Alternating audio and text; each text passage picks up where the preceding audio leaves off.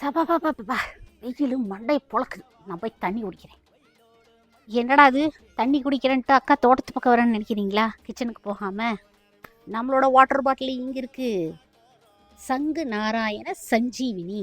இந்த ஒரு சின்ன இலை 1/2 லிட்டர் வாட்டர் பாட்டில். இந்த ஒரு பெரிய இலை 1 லிட்டர் வாட்டர் பாட்டில்.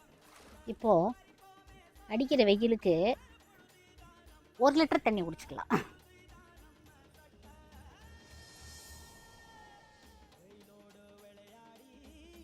சங்கு நாராயண சஞ்சீவினி நிறைய பதிவுகள் நான் அதை பற்றி போட்டிருக்கேன். ட்ராவலெல்லாம் போகும்போது ஒரு 4 இலை பிச்சு போட்டுட்டா கூட போதுங்க. வாட்டர் பாட்டிலாம் தேவையில்லை.